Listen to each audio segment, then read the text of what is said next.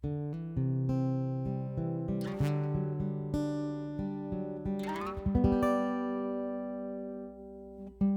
everyone, I'm John Steele, and this is After 4, a podcast for InterVarsity alumni.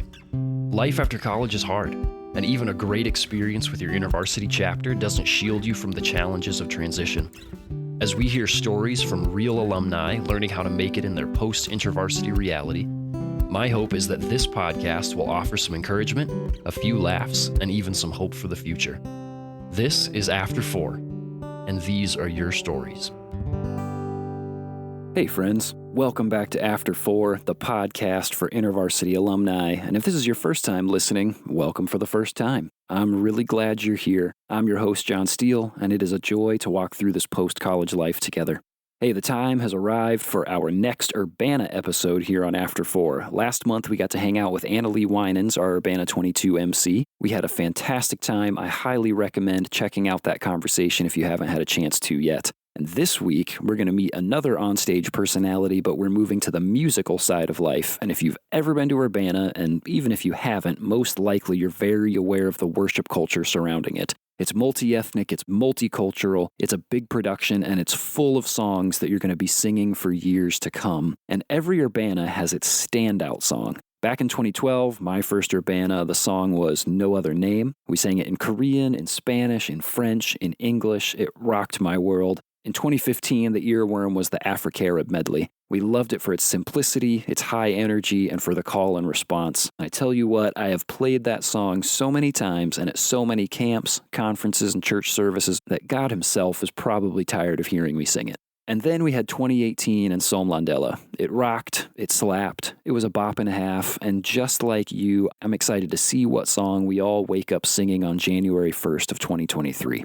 Well, today, we're talking to the guy who probably has some insight into that information, the guy whose team is going to lead us into a new musical landscape. He's our Urbana 22 worship director, Imer Santiago. And today, we get to know Imer and start getting some insights on what we can expect for our worship experience in December. And we even get to hear a special version of an Urbana 22 song that you'll only get to experience right here on After 4. So I'm going to stop talking now so that you can enjoy hearing lots of great stuff from Imer. This one's for you, alumni. Hey, Imer, welcome to the podcast. Thank you, John. It's an honor to be on the podcast and get to chat with you. Yes, I'm so glad that you're here. I assume that you feel the same way and even more so, but I'm getting pretty excited about Urbana 22. Absolutely. I was just telling someone in a meeting, one of the many Urbana meetings that I told them I felt like when it hit August 1st, that deadlines came into my radar that maybe I was or wasn't aware of, but it's been a lot of fun and it's exciting. It really is, because some of the things we've been working on, we're starting to see it come to fruition, whether it's a set list, if it's individuals that we've asked to come on the team. It's pretty exciting. Imer, I'm super excited to hear about all things Urbana, but before we even get to that, I want to get to know you just a little bit more. Imer, tell us about yourself. Who is Imer, who's going to be our worship director at Urbana 22? First of all, I am the husband of one wife, Liza, and we've been married for almost 11 and a half years, and she is amazing. And then we have 3 children, a boy and 2 girls. Our son is Keegan. He's 10, going on feels 25. He's an old soul. And then our 2 daughters are Selah, she's age 8, and then Zoe is 3. So it's never a dull moment here in the Santiago household. I'm originally from the state of Ohio. So I was born and raised there. I refer to myself as Ohio Rican because I do highly identify with my Puerto Rican ethnic heritage. I ended up attending The Ohio State University for undergrad and then eventually University of New Orleans. I first heard of InterVarsity Christian Fellowship when I was an undergrad at Ohio State. And then in my grad years, I actually became part of InterVarsity, not with the grad chapter, but actually with the undergraduate chapter and served as a worship leader. Wow, me too. That is exactly my situation. That's crazy. Yeah, I was like, there was no offense or anything. The path I was on resonated more with the undergrads. And ever since my graduate years at the University of New Orleans, I've been pretty involved with InterVarsity, whether it's been as a volunteer or hired for certain opportunities to come in and lead worship or consult, that kind of thing. What else? I love to go jogging. I love to read. I love to play the trumpet. Oh my gosh, I love the trumpet. And I can't forget this. I am also a band director. I've been teaching for 18 years at various public schools, both in the Nashville, Tennessee area, and then now here in the Orlando, Florida area where I reside. Let's talk just a little bit more about some of your early InterVarsity experiences. We love to hear some of the stories of our alumni. The roommate I had at Ohio State, we were from the same hometown, and he was not a believer. And we used to have spiritual conversations that got intense. I'll put it that way. But it got to a point where we both agreed, for the sake of our friendship, that we just wouldn't talk about spiritual issues anymore. Months later, he comes up to me and says, "Hey, bro, I heard of these people, InterVarsity Christian Fellowship. They invited me to a Bible study and I'm going to start attending." I was shocked. And I was like, I don't know who these InterVarsity people are, but if they're able to engage my roommate and he's agreed to a Bible study, they're good people in my book. And then a few months after that, my roommate came back to me and said, "Hey, we are now brothers in Christ." I was blown away. He's still a Christ follower. He's an elder in his church. It's amazing. So when I got to the University of New Orleans, based on that experience, I said, I got to be part of InterVarsity. There were neat people, neat students there. They were largely a commuter chapter back then. So our small group meetings would largely be during the lunch hour. But it was great. The fellowship was awesome. My staff worker was Myron Crockett. He was phenomenal. He discipled me beautifully. It was a great time. I'll give you one quick memory. My birthday's in October. I was in grad school for 2 years. In the midst of the second year, we had an InterVarsity evening meeting, which was not common. We got done, the worship team, which I was a part of, got done, and the worship team members were like, "Hey, let's hang out for a little bit before we go home." And we're like, "Cool." I didn't know it was a delay tactic. And I wish I had a picture to show you. My dorm room was pretty small, and I don't know how they were able to do this, but with my roommate, they were able to plan a surprise birthday party. So by the time I got back, there were probably 25 students in this small little dorm. It was crazy, John. So that was a beautiful memory. So some really awesome InterVarsity experiences, even the way that you found out about InterVarsity, so cool. This great community, and to have some really awesome experiences. Let's fast forward however far to your first Urbana. Tell me what you remember from your first Urbana experience.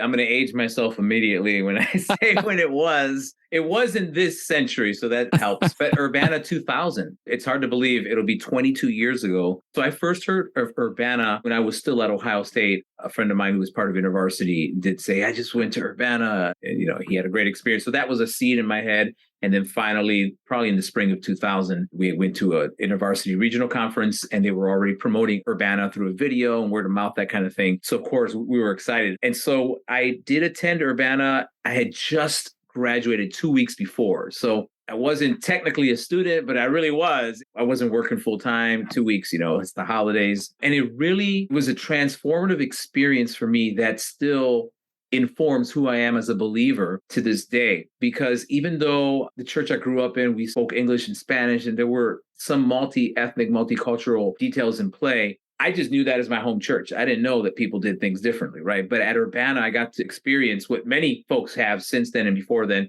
the multi-ethnic, multilingual worship, whether it's our brothers and sisters from First Nations, or maybe it's missionaries coming to speak from countries they can't even name because it's a sensitive situation, and then just worshiping alongside thousands of other college students and alumni.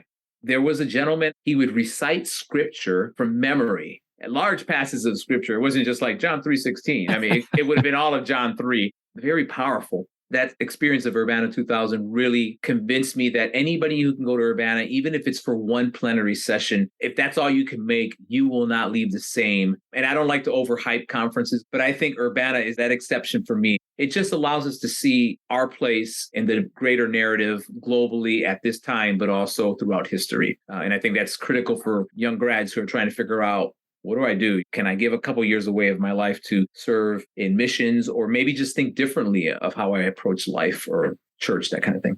Whether it's related to those things specifically or something else, how would you say that your relationship with God has changed because of being at Urbana? That's a great question. For sure, one of the primary ways is understanding that God is receiving worship and praise from his children all over the world, and not just in English or not just in Spanish, but in Swahili, in Mandarin, and not just in different languages, but maybe just different formats, right? Maybe they're dancing, and maybe in certain churches here in the United States, we wouldn't dance in a service, but maybe in another country that's appropriate. So I think that has really been a huge part, even in my role this year, of having conversations with believers from different cultures and saying, hey, how can we have honoring representation of different people groups, different styles, different languages? But I think that's a huge concept to understand that our concept of who God is will never be quite large enough, right? He's infinite. He's eternal. We're not. We'll journey our whole lives on the earth, learning more about our great global God. And I think that's important to continually dwell on.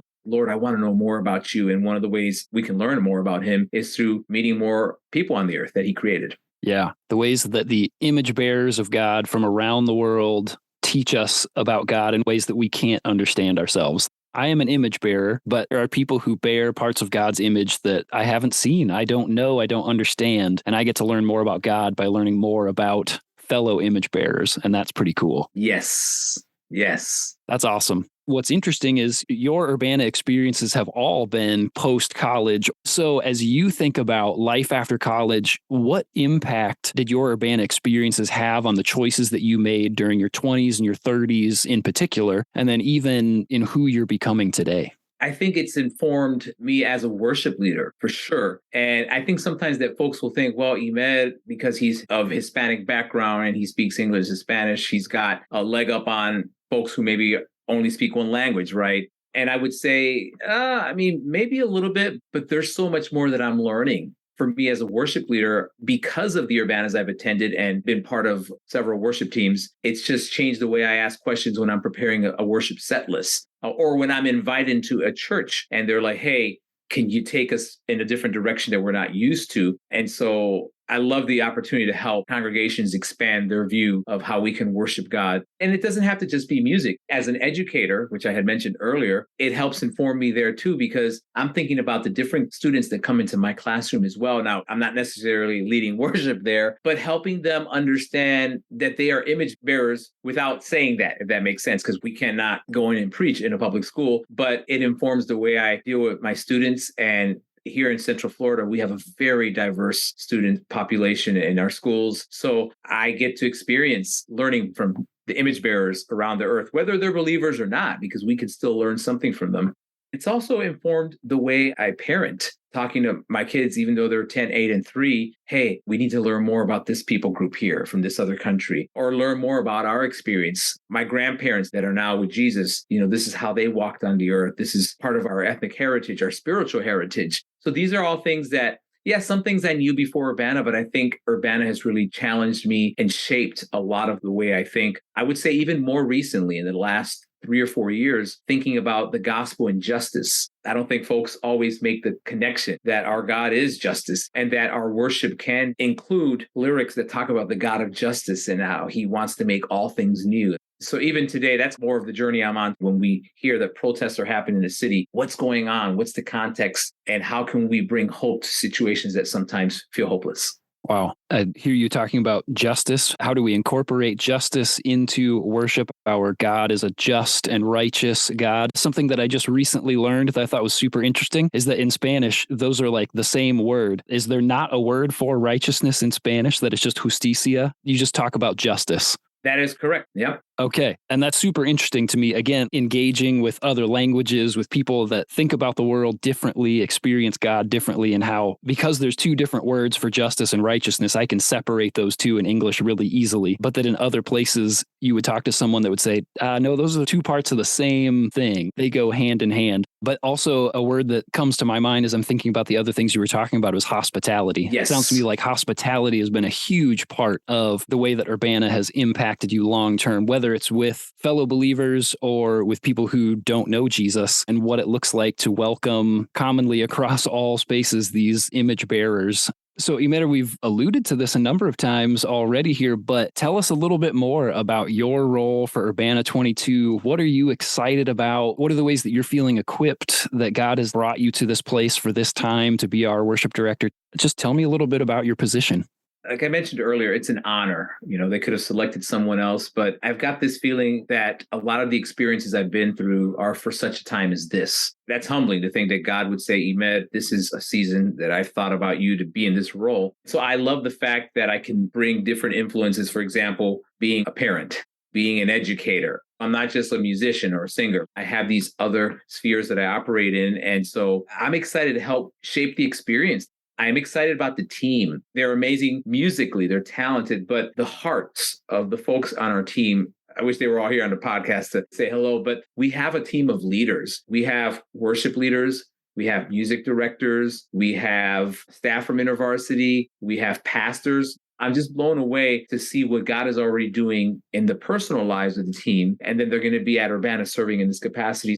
Part of my leadership style is that I love to empower others to lead. There'll be songs I'll lead. There'll be times I exhort everybody, but you're going to experience other voices like Chantel, who's one of our phenomenal vocalists. She's going to be leading songs, or Todd Epps, who was on the previous team. And one of the things I've told each of the members on the team as they onboarded onto the worship team was, I want you to be you. I'm not putting a cap on them like, well, leave this part of your culture behind or leave this part of your experience. No, whatever God has been doing in their life to this point, I want them to bring the fullness of that into Urbana, just like I want to bring the fullness of who I am. It's going to be a beautiful experience. As you're talking, I continue to just get this sense of hospitality in worship, that you are being hospitable to your worship team members, and that's something that's going to flow out to those of us who are worshiping. Because I would say each one of us in one way or another has been told you don't belong here. We've felt that, I think, in one way or another. And to be able to hear there's space for you in this place. That doesn't mean that we're not here to lay things down, to give them up, to turn and walk the other way from stuff that shouldn't be a part of our life. But we want you to be here in this space, whatever it is that you bring with you, because God is ready to receive and to work through these things with us. And yes, man, that is such a welcome invitation. I'm super excited that that's the environment that students and alumni and pastors and locals are going to be welcomed into.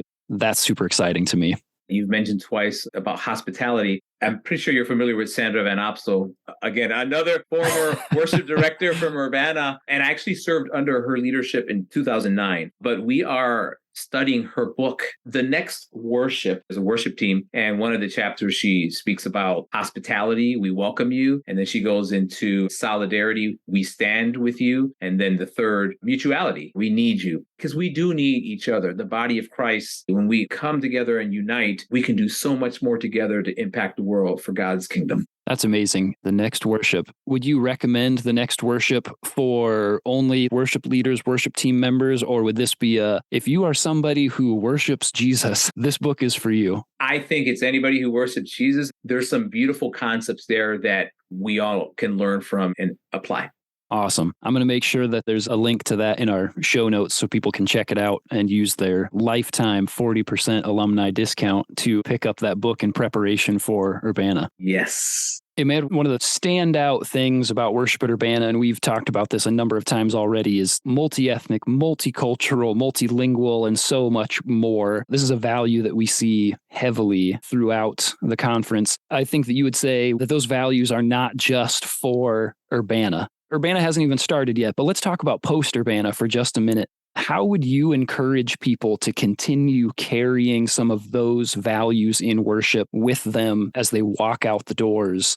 At 12:01 on January 1st, how do people continue living into the type of worship that they'll be experiencing? I'm smiling here because there's two ways. I'll give you some other ways, but the two primary ways I'm not at liberty to share yet, or else my boss will hear this and be like, man. But I will say when the okay is given to talk about a couple of these initiatives, I can probably let you know, and then you can put an update. Awesome. But what I would say in light of what I just said is social media. If they want to reach out to me or any of the Urbana worship team members that they connected well with, I'm sure there's going to be a way to get in touch with us. So that's one way. We want to be able to make charts available, but also we're hoping that we can model at times at Urbana there'll be full team, right? But maybe there'll be more acoustic versions for some of the songs. Because at times when you add the horn players and strings and all the vocalists, it will get up to 20 plus folks on stage. But we also think some of the songs, many of the songs can be done with a piano and a vocal, or a ukulele and a vocal, or acoustic guitar. So I think that that's important. There will also be at some point after Urbana videos release. And this happened with Urbana 18. Post-conference, they would release like the video of Som Landela. And so to say, okay, I can take this song now to my particular context and say, hey, this was great at Urbana. I want to teach you this song. So that's part of it. But also we're hoping that students and staff and alumni can be able to articulate and advocate in their own communities why multi-ethnic, multilingual worship is important. That God is doing something not just here in North America, not just here in the United States, but he's doing something on the continent of Africa, in Europe, the Caribbean, South America, right? All over the world. And we want some of the songs that we're intentionally selecting to help reflect that we can be informed by voices around the world, other image bearers who are followers of Christ. And so we're thinking about what songs can give that impact. I love that. There's going to be obviously tons of vision being cast from the stage that people can walk away with, but even more than that, that there will be practical, tangible resources that we can use in our chapters. If you're a student, in your church, if you're an alumni worship leader, at home, just on your own, Spotify playlist kind of stuff, all of those options to continue diving deeply into this much bigger worship than what we oftentimes get to experience.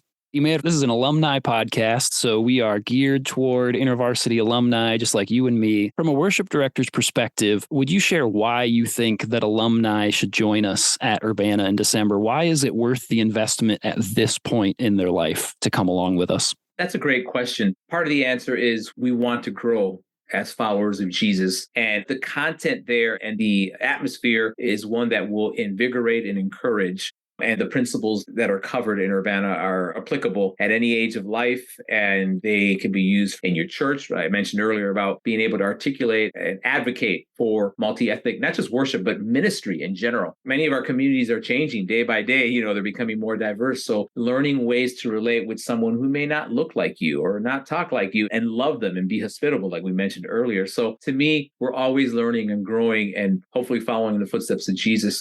Alumni, you'll learn, you'll be inspired.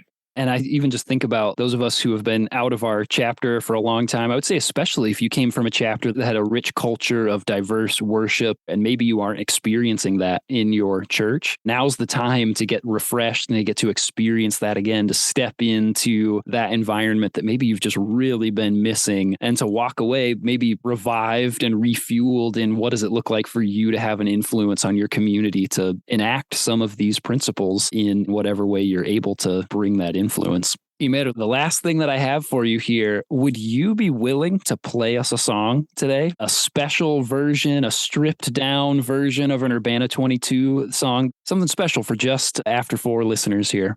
I would love to. I have a song that I'm thinking of. It's actually an original that I wrote a number of years ago. It's in English and Spanish. It's called Dios de toda la creación, which in English means God of all creation. It declares that he's the God of all creation, but also he's the God of our salvation.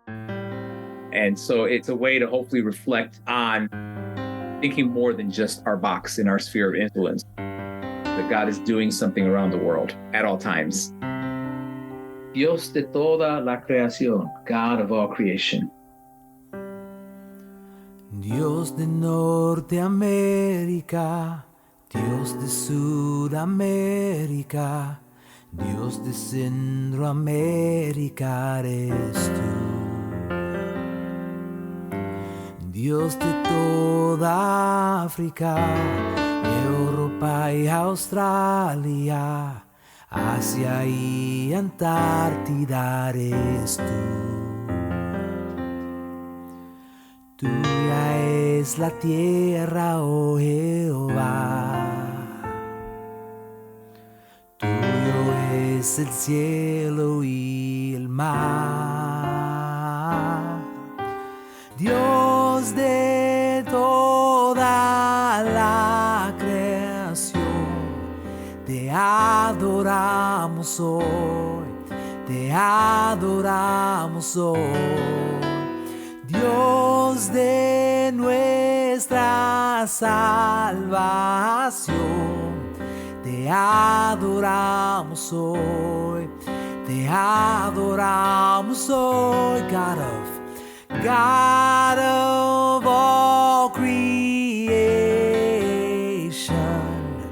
We worship you today, we worship you today, God of our salvation. We worship you today, we worship you today.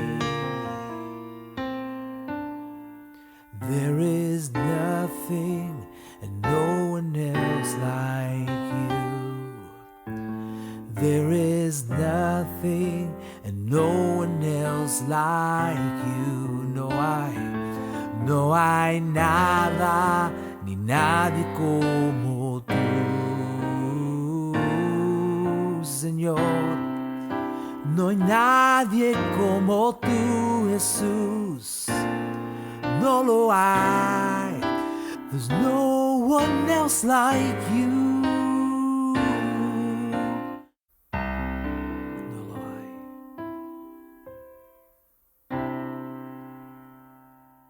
All right. Thank you very much, Imer. That was awesome. Super cool. Just to get a little taste of something that we're going to get to experience at Urbana together. Thanks a lot for sharing that with us. You are welcome. My pleasure.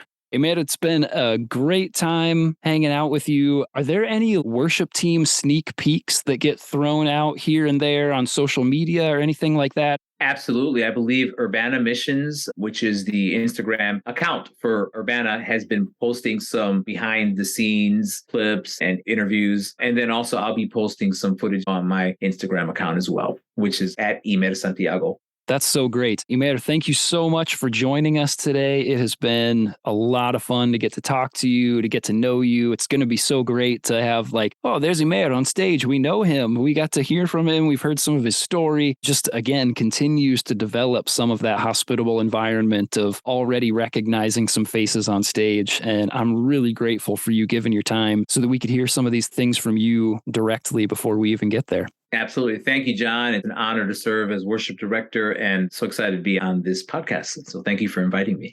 Oh, man. Happy to do it. I'll see you at Urbana. Sounds good, brother.